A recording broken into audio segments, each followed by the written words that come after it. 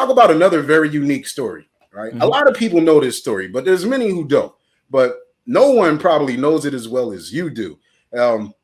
This is my first time meeting you, but the first time I actually heard of you was in the social media world. There was a tweet sent out where a fan, who is yourself actually, tweeted to Dame Lillard himself that you needed Dame and the Portland Trailblazers to win 42 games. Otherwise, you were going to lose your house. But I love how you ended it. You said, hey, whether homeless or in a mansion, I'm still a fan, right? Okay. Dame Lillard responded to you. He said, say less. And what's awesome about that is, you know how many people tweet, stars all the time and they don't get a response? That just proves that they're reading. And that was something where Dame, the type of person he is, he's like, oh, you're not going to lose your house on Dame time. So, Seth, tell us how it went down. I remember sitting there. This is like 1 a.m. on like a weeknight. You know what I mean? I'm just firing off. I'm looking at my bets. I'm like, this Portland Trailblazers over. It's not looking too good. Dame's out with the hammy injury. There's no fans in Portland, so their home court advantage ain't as good. So I just tweet at him like, yo, how's the hammy? And like you said, I say like, yo, how's whether I'm in the mansion or homeless, I'm still going to be a big fan of Dame. I'm a league pass guy. I always watch the Blazers. I'm someone that's just up late, and so I just, go brush my teeth, fire off the tweet, wash up, come back to my phone. I'm like, why do I have like 60 notifications right now? I'm like, oh my God. Dame said, say less. And then it just gets picked up. It creates a big thing, like the Bleacher Report betting accounts, pick it up, and a bunch of people.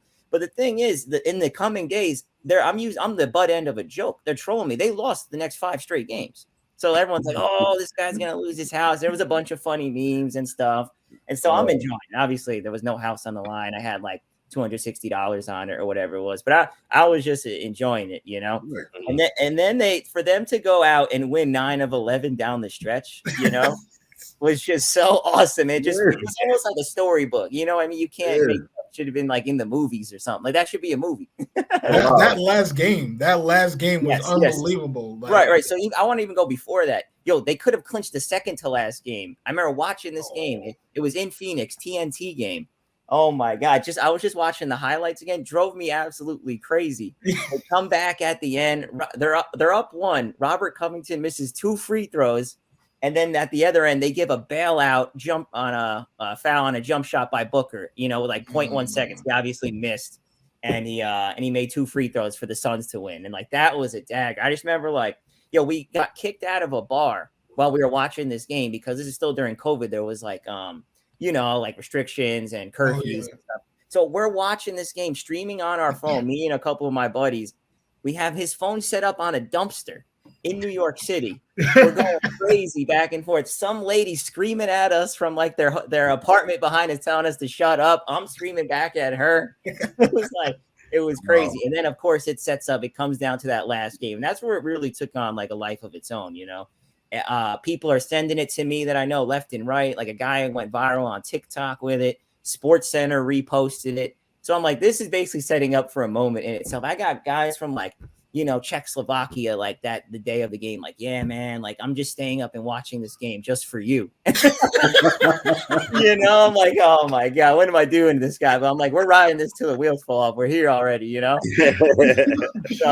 and it came down to that last game and that they were favored, home against Denver. Denver didn't really need the game. I'm like, they're sitting here. I'm like, they're going to go hard. And they ended up blowing them out and we cruised to victory.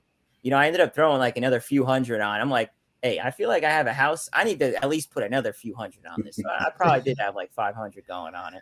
But yeah, and then the cool part about that was right after the game, the Blazers to like their official like team Twitter account tweets at me like, yo, invite us to the house party. Yeah, so that was really fire. Cool. And then it got so crazy, man. I couldn't then Dame asked for the ticket. When like famous people like they don't check their mentions, I couldn't even keep up with my mentions. That's how crazy it was going up and down at that point. So and then I'm like, man, this dream's got to end at some point. I can't keep lying to Dame. Like I don't have this ticket for $200,000 or whatever. But I think the mistake was showing the actual ticket. Then everyone's clowning me after. So it ended up being crazy. Like you said, just born out of something just so pure and out of nowhere. I wasn't trying to do anything crazy. I was just checking in on Dame. I'm not expecting him to answer at 1 a.m. on like a Wednesday night, man. That moment made me an even bigger Dame Lillard fan. And I'll tell you why. Right? Because a lot of players will be like, ooh, you shouldn't have did that, fam. And they won't respond because that's a lot of pressure on them. The fact that Dame Lillard took his time to reply, say less, he attached his name to that assignment, right? Right. And just like everybody's looking at it the whole time, people are hitting you up left, right, and crazy. You better believe people are hitting Dame up like, oh, man, y'all going to sell him out like this? Like, I wish we could have him tell his side of the story, right? I want to hear what he's got to say. I want to know, like, if they were talking about in the locker room before that game, like, like CJ McCollum's coming up to him, like, yo, Dame, we got to do it for our boy tonight. like Nurkic or Covington, who screwed me missing those 2 free throws the night before. I wonder if I was in his head. So I can't wait. Like we talk about, like I write. I'm a freelance journalist in the hip hop realm, and obviously Dame's a rapper. And I just feel like our worlds have to align at some point. I got to talk to him just to see. Man, the lowdown on everything. But as far as it speaks to his character, man, Dame's as real as it gets, and I think he's shown that every step of the way through his career.